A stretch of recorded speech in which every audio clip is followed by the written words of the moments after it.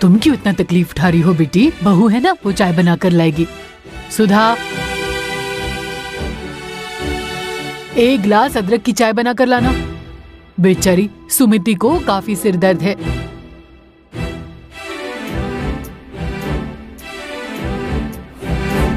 मेरी बेटी इस घर में आती है तो उसे मैं हमेशा खुश देखना चाहती हूँ, पर आपके घर में एक बहू भी है जो इसे देख रही है कि आपका व्यवहार आपकी बेटी के साथ कैसा है, आपकी बहू के साथ कैसा है, अपने नाती पोतों की देखभाल आप कैसे करते हो, वो सब आपकी बहू देख रही है। उसे भी तो वही इज्जत मिलनी चाहिए।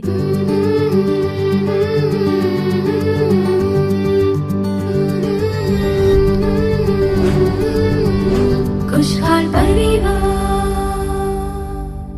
हमारे प्रिय खुशहाल परिवार के दर्शकों, यीशु मसीह के महान नाम में आपको हमारा प्यार भरा अभिवादन। आज के इस खुशहाल परिवार कार्यक्रम में आप लोगों से दोबारा मिलकर हमें बहुत खुशी हो रही है। अपने मायके से ससुराल आने वाली बहुओं से क्या सासू माँ अपनी बेटी की तरह ही प्यार करती है, या अपनी बेटी के साथ अलग तरीके से और अपनी बहू से अलग तरीके से पेश आती है? उसी के बारे में आज के कार्यक्रम में हम लोग देखने जा रहे हैं। ज्यादा करके परिवारों में हम भारत पाकिस्तान की समस्या की तरह ही सास बहू के बीच भी समस्या देख सकते हैं, जिसका मुख्य कारण है जो सासू माँ है वो अपनी बहू को अपनी बेटी की तरह, और जो बहू है वो अपनी सास को अपनी माँ की तरह प्रेम नहीं करती। इस बात को अगर हम और हमारे परिवारजन समझ लें और उसके अनुरूप चले तो निश्चय ही हमारा परिवार एक छोटा स्वर्ग बन जाएगा, इसमें कोई शक नहीं है। तो आज सबसे पहले आइए देखते हैं ज्योति बहन कार्यक्रम। खुशहाल परिवार।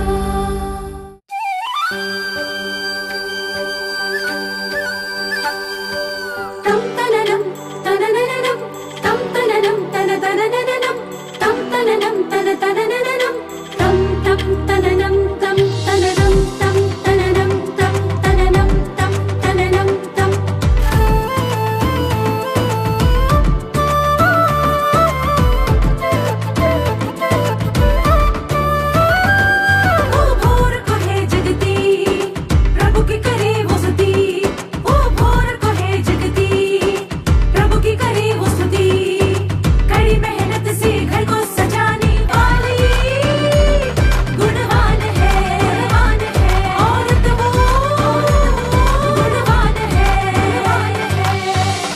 ज्योति बहन,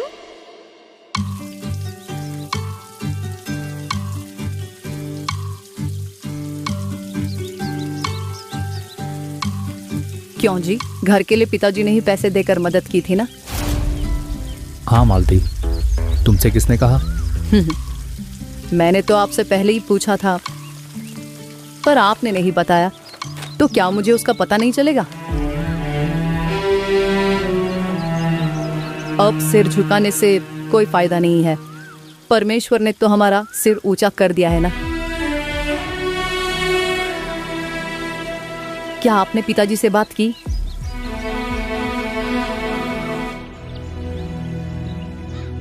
आप चलिए ससुर जी।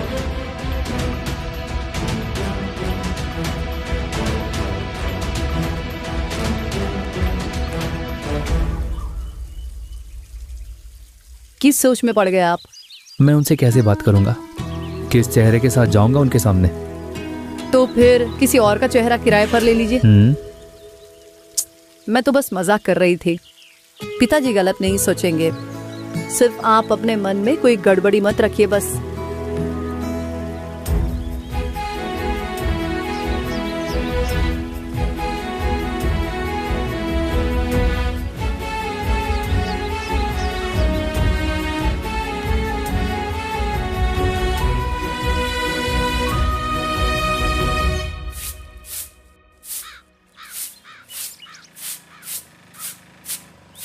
भैया बस यही रोक दीजिए। क्या हुआ?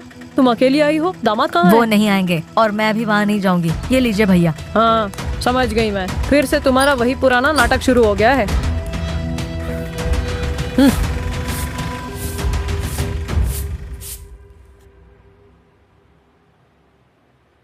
ये लो, आखिर तुम्हारी समस्या क्या है? कुछ नहीं, मुझे जरा शांति चाहिए। आकर 2 दिन हो गए हैं, अब तक मुंह नहीं खोला तुमने।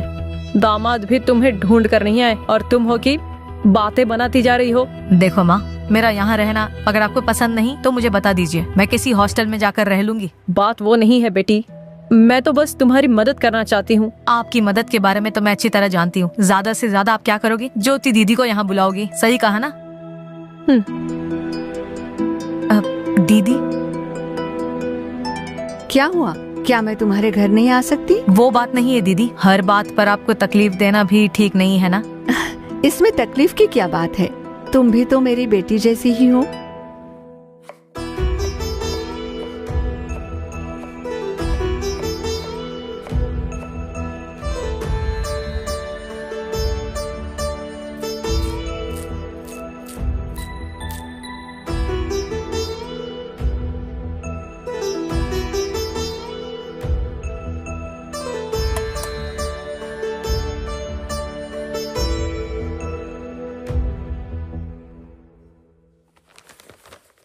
ये क्या बेटी, थोड़ी और देर आराम कर लेती, तुम्हारे सिर में दर्द था ना? कोई बात नहीं माँ, नींद नहीं आ रही है और सिर में बहुत दर्द हो रहा है। मैं जाकर चाय बनाती हूँ। क्या आप भी चाय लेंगी? नहीं बेटी, तुम बैठो, मैं भाभी से कहती हूँ चाय लाने के लिए। तुम क्यों इतनी तकलीफ उठा रही हो बेटी? बहू है ना, वो चाय बना कर लाएगी। सुधा, एक गिलास अदरक की चाय बना कर लाना। बेचारी सुमति को काफी सिर दर्द है।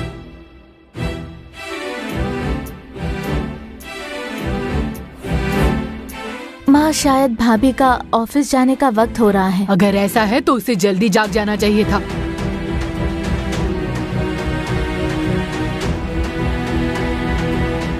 कोई बात नहीं, मैं बना लूंगी। तुम बैठो बेटी, सिर में इतना दर्द है तो काम कैसे कर पाओगी? सुधा, चाय बनी है नहीं, जल्दी लेकर आओ। सुधा, सुधा, क्या कर रही हो तुम? कब से आवाज लगा रही हूँ, कुछ तो जवाब दो। क्या सुनाई नहीं देता तुम्हें?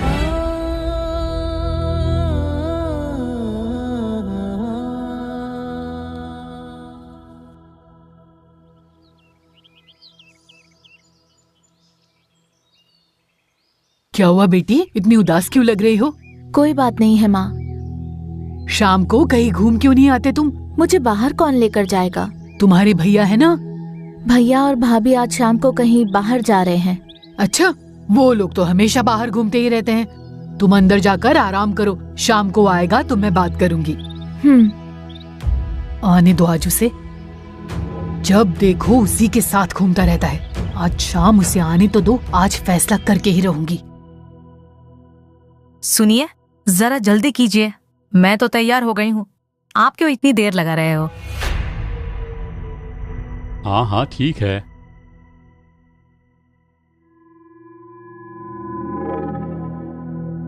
गणेश, गणेश, अरे गणेश!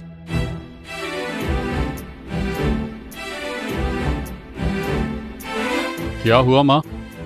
तुम्हारी बहन कह रही थी उसे जल्दी से बाजार जाना है, तुम जरा उसे बाजार लेकर जाओ।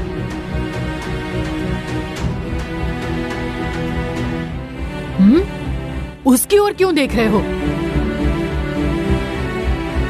हर समय अपनी पत्नी के साथ ही रहते हो ना? बहन को भी तो बाजार जाना है, क्या इसके लिए भी उससे इजाजत लेनी होगी? नहीं माँ, मैं ये कह रहा था कि तुम कुछ मत कहो, तुम जाओगे या नहीं ये बताओ।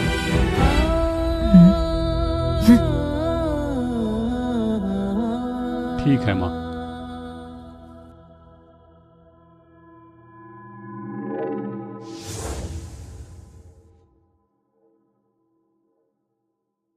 सुधा कहाँ है?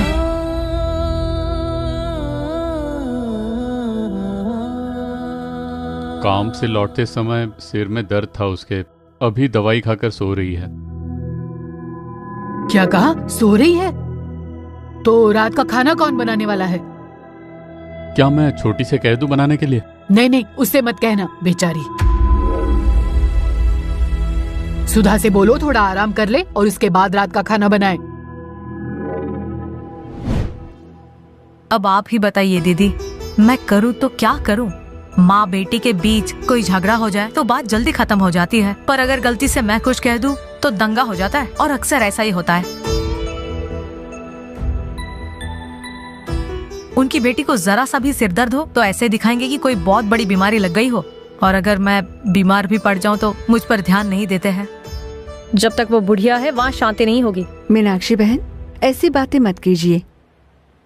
सुधा, तुम्हारी सास जो करती है वो गलत ही है। उनकी बेटी से वो कुछ ज्यादा ही प्यार करती हैं। उस पर तो मेरा कोई एतराज नहीं, पर उन्हें मुझे तो दुख नहीं पहुंचाना चाहिए। पर सुधा, हर एक बात पर नाराज होकर तुम घर छोड़कर आ जाओगी तो ये भी ठीक नहीं है। जरा सोच कर तो देखो। तुम्हें समस्या का मुकाबला करना होगा, हार मानकर ऐसे मायके नहीं आते। तुम अगर घर छोड़कर आ जाती हो तो क्या सब बदल जाएगा? हाँ, वह तुम्हारा अपना घर है, तुम्हें वहीं पर रहना होगा। पर मैं वहाँ कैसे रहूंगी दीदी? वो दोनों माँ बेटी मिलकर मुझे बहुत सताते हैं। सुधा, तुम सिर्फ मेरी सलाह मानो, धीरज रखो। चाहे कोई भी कुछ भी कर ले, तुम बस धीरज रखो। कोई कुछ भी कह ले, तुम धीरज रखो।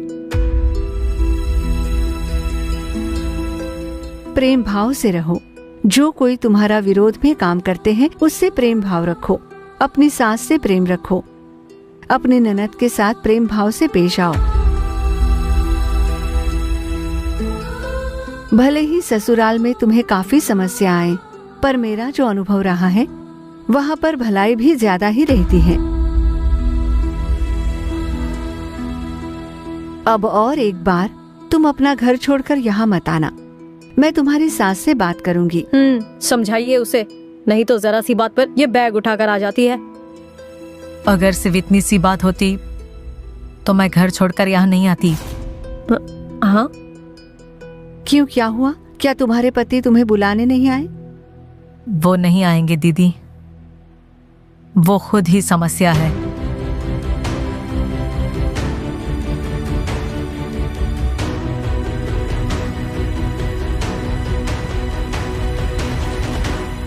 खुशहाल परिवार। तो क्या आपने बहन ज्योति कार्यक्रम देखा? आपने देखा सास और बहू के बीच रिश्ता कैसा होना चाहिए। जिस परिवार में सास और बहू के बीच में बहुत समस्याएं होती है, वहाँ पर मन मुटाव को दूर करके प्रभु द्वारा प्रेम और शांति के लिए बहन अनीता बानू आकर आपके परिवार के आशीष के लिए प्रभु का संदेश देकर प्रार्थना करेंगी। प्रार्थना के साथ ये संदेश सुनिए और आप भी आशीष पा लीजिए।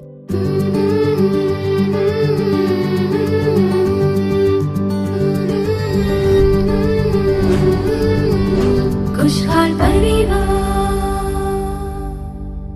मसीह में मेरे प्रियजनों, इस खुशहाल परिवार कार्यक्रम में आप सभी का प्रेम से स्वागत करने में हमें बहुत खुशी हो रही है। आज के इस दिन हम जिस विषय पर बात करने जा रहे हैं वो है बहू या सास। उसके बाद वचन का ध्यान करके प्रार्थना करेंगे। जब हम परिवार की बात करते हैं तो रिश्तों का मिलना ही परिवार होता है। सास, बहू, माता, पिता, दामाद, बच्चे, नाती पोते, इन सब से मिलकर परिवार बनता है। परिवार में तू मैं, दूसरे बहस, अलग अलग विचार और सलाह, इसी के भी जिएंगे तो उस जीवन का कोई भी अर्थ नहीं होगा। ऐसे में हम खुशी नहीं देख पाएंगे, ना ही कोई आशीष रहेगी। आपके परिवार में जो बहू आई हुई है, अगर वो खुशी के साथ जीवन जिए तो सास या बहू इस विषय पर आज चर्चा करने की बिल्कुल भी जरूरत नहीं हुई होती। जब आपकी बेटी दूसरे के घर जाती है तो बहू बन जाती है। ठीक उसी तरह जब किसी की बेटी आपके घर आती है तो बहू बन जाती है। लेकिन जैसे भी देखा जाए, अगर आप अपनी बहू को एक बेटी समान देखते हो तो वो निश्चय ही खुशहाल जीवन जिएंगे। क्या आपकी बहू खुशहाल जीवन जी रही है? जरा सोच कर देखिए, वही सबसे महत्वपूर्ण है। अक्सर उनकी आलोचना करते हुए उनके बीच में बहस होती है तो उस जीवन में कोई अर्थ नहीं है। आप सोचिए वो बहू कैसे खुश रह पाएगी। परिवार में सिर्फ विभाजन ही होंगे, समस्याएं पैदा होंगी। आज कई सारी नौजवान स्त्रियां कितनी आंसुओं में होंगी। हमने हमारी सेवकाई में भी देखा है, भविष्य को लेकर एक चिंता, भविष्य को लेकर के एक सवाल, भविष्य में क्या निर्णय लिया जाए उसके बारे में पता न होने के कारण कई नौजवान बहनें दुख में और अकेलेपन में अपना जीवन जी रही है। तो जरा सोच कर देखिए, आपकी जो बहू है क्या वो खुशहाल जीवन जी रही है? एक दिन देखिए एक माँ ने क्या किया।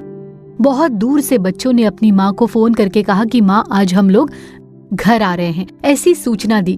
तो छुट्टी के कारण 2-3 परिवार मिलकर अपनी माँ के घर छुट्टियां मनाने आ गए। तो उस संदेश को सुनकर वो माँ जी जो है उन्होंने अरेंजमेंट करना शुरू कर दिया। वो बहुत खुश थी कि मेरे सारे परिवारजन आएंगे, आज मेरी बेटी, मेरे दामाद, नाती पोती आएंगे। तो अपने बच्चों से मिलने के लिए उनका दिल बहुत बेताब था, बहुत खुश थे वो अंदर ही अंदर। उस पिता के मन में भी बहुत खुशी छा गई थी। बहुत कुछ अरेंजमेंट करने लग गए थे। काफी बच्चे आ रहे हैं, इसीलिए घर में जरूरत की चीजें, उनके रहने के लिए कमरा, ऐसी और भी चीजों का बंदोबस्त करने लग गए। वो वाकई में बहुत ही खुशी की बात है। तो वो पूरा परिवार मिलकर छुट्टियों के दिन को वहाँ बिताते हैं, बड़ी खुशी की बात है। पर आपके घर पर भी एक बहू है, तो देखिए आपको सोचना चाहिए, मेरी बेटी इस घर में आती है तो उसे मैं हमेशा खुश देखना चाहती हूँ, पर आपके घर में एक बहू भी है जो इसे देख रही है कि आपका व्यवहार आपकी बेटी के साथ कैसा है, आपकी बहू के साथ अपने नाती पोतों की देखभाल कैसे करते हो आप, वो सब आपकी बहू देख रही है। उसे भी तो वही इज्जत मिलनी चाहिए, उसके अंदर भी तो वही भावनाएं होंगी कि मुझे मेरे घर, मेरे माता पिता के घर जाना है, मेरे पति को लेकर जाना है, अपने बच्चों को लेकर जाना है, मुझे भी इसी तरह खुशहाल जीवन जीना है। ऐसी ही एक आशा उस बेटी में भी होगी ना। पर क्या ये भावनाएं आप समझती हो? कई लोगों को समझ नहीं आता। मेरी बेटी मेरे घर आती है तो उसे खुश रखती हूँ, पर घर पर जो बहू है उसे उसके घर भेजने, आपके बेटे को उसके साथ उसके घर भेजने की आपको जरा भी इच्छा नहीं है। तो ये कैसा न्याय हुआ? ऐसा नहीं होना चाहिए। ऐसा होने के कारण ही परिवार में समस्या है। उस बहू का हृदय अपनी सास या ससुर के साथ बिल्कुल तालमेल नहीं रखता, इसीलिए परिवार में कई समस्या आती है, झगड़ा, मनमुटाव, आपस में अक्सर बहस होती रहती है। तो हमें ऐसे कार्यों को बिल्कुल जगह नहीं देनी चाहिए। एक कहावत है ना, दूसरे बच्चों की देखभाल करोगे तो अपने बच्चे अपने आप आगे बढ़ेंगे। यही तो पवित्र वचन भी हमें लगातार सिखाता है। मनुष्य जो कुछ बोलता है उसे ही काटता है। आप अपनी बहू को खुश रखती हो तो आपकी बेटी भी हमेशा खुश रहेगी, उसका जीवन खुशहाल रहेगा, क्योंकि आपकी बेटी दूसरे के घर की बहू ही है, वहाँ वो खुश रहेगी। पर जो बहू बनकर आपके घर आई है, उन्हें खुशहाल जीवन जीने के लिए एक रास्ता खोल कर दीजिए। आप उन्हें रोकिए मत, उनके जीवन में दखल अंदाजी मत कीजिए। उस क्षेत्र में परमेश्वर आपकी सहायता करने हम भी लगातार प्रार्थना करते हैं। अब दूसरे क्रमांक पर देखिए, और एक माता पिता हैं। उसके इकलौते बेटे थे और एक वक्त आया जब उनके बेटे की शादी हुई। वो लोग यहाँ पर आए थे, कुछ महीने हो गए थे, बहुत महीने। तो शादी हुई जब कुछ महीने बीत चुके थे तो वो अपने बेटे को लेकर आए। अब उनका बेटा काफी ही डिप्रेशन में चला गया था। उसी डिप्रेशन के बीच प्रार्थना करवाने के लिए वो उन्हें यहाँ लाए थे। तो मैंने जो पूछा कि क्या बात है, उन्होंने बताया कि हमारा इकलौता बेटा है, इसकी शादी हो गई। अब देखिए, इस तरफ वो बेटी थी और इस तरफ माँ जी। अब उस माँ जी ने अपने इकलौते पुत्र की कैसी देखभाल की होगी, खाना दिया होगा, उन्हें पाला पोसा, उस बेटे की शादी होने तक उन्होंने उसे संभाला होगा। अब शादी होने के बाद जब बहू घर पर आ गई है तो ठीक उसकी माँ ने उसे जैसे पाला पोसा उसी तरह बर्ताव करने की कोशिश की उन्होंने। पर जो पत्नी है वो देखिए क्या कहती है कि मैं अपने पति की देखभाल कर लूंगी, उन्हें जिस किसी चीज की जरूरत है मैं उसे पूरा करूंगी। अब तो मैं आ चुकी हूँ ना। अब मेरी सास आकर पूछती है कि क्या तुमने खाना खाया, क्या चाय पिया, क्या अपना पूरा काम कर लिया, ऐसे इन्वॉल्व हो रहे हैं। और इसलिए मेरे पति भी चाय पीने, खाना खाने वहाँ पर चले जाते हैं। हम जहाँ पर रहते हैं वहाँ नीचे की ओर मेरी सास का घर है और ऊपर की तरफ हम लोग रहते हैं। तो इसी तरह लगातार वो और कई किस्सों के बारे में हमसे बता रही थी। तो मेरे प्रिय प्रभु के लोगों, देखिए वो बेटा क्या करता है। इस ओर मुड़कर देखते हैं अपनी माँ को, उस ओर मुड़कर देखते हैं तो उनकी पत्नी है। अब दोनों के बीच में वो दोनों का प्रेम खोना नहीं चाहता है, तो एक ओर अपनी माँ का प्यार देखकर वो उससे भी छोड़ना नहीं चाहते। तो ऐसी स्थिति में उनका जो बेटा था वो डिप्रेशन में पड़ चुका था। पत्नी को भी दूर नहीं कर पाए और अपनी माँ को भी दूर नहीं कर पाए। दोनों ही अच्छी देखभाल करते हैं। अगर वो अपनी पत्नी से ज्यादा बातचीत करते हैं तो माँ कहती है कि तुम उसकी ओर हो गए। अगर माँ जी के साथ मिलकर पत्नी से कुछ बोला तो वो भी कुछ गलत समझ लेती है। तो बीच में जो बेटा है, आप सोचिए वो क्या फैसला लेंगे, जरा सोच कर देखिए। ऐसे कई परिवार हैं, इसलिए परिवार में समस्या है, सास बहू के बीच में समस्या है।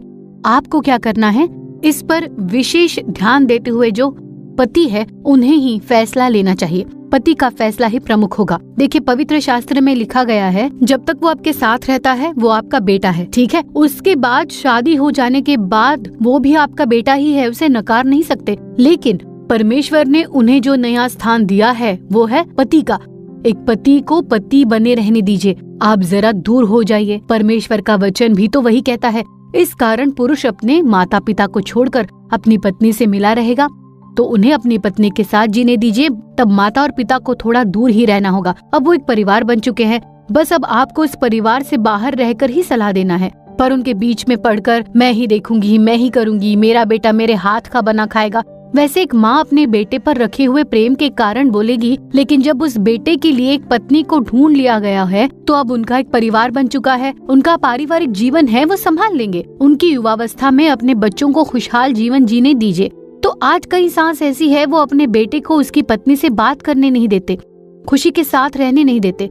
बेटा और बहू जब साथ आते हैं तो उन्हें बिल्कुल भी खुशी नहीं होती। इस कारण से कई सारे बच्चे आज आंसुओं में डूबे हुए हैं, जानते हो, हमने सेवकाई में देखा है। तो ऐसा मत कीजिए। अपने बच्चों की आपने शादी करवाई है तो उनका जीवन जीने के लिए ना तो उन्हें छोड़ दे, या फिर क्या आप उनकी देखभाल नहीं कर पाती हो तो उन्हें अलग जाने दीजिए, उनका जीवन उन्हें जीने दीजिए। बाहर से आप उनकी खुशियों को देखकर आप लोग भी खुश रहिए, वही आपके लिए सच्ची खुशी है। अपने बेटे के एक बार शादी करा दी और आप ही उसकी जिम्मेदारी लो, उसके लिए आप ही सब करो, आप ही उसकी देखभाल करनी है तो उसकी शादी क्यों करा दी? बिना शादी करे आपको उसे घर पर ही रखना था। तो ऐसा मत कीजिए। आपके बेटे के लिए आपने एक पारिवारिक जीवन की स्थापना की है तो उन्हें खुश रहने दीजिए। परमेश्वर ने दिया हुआ उनके लिए मौका है।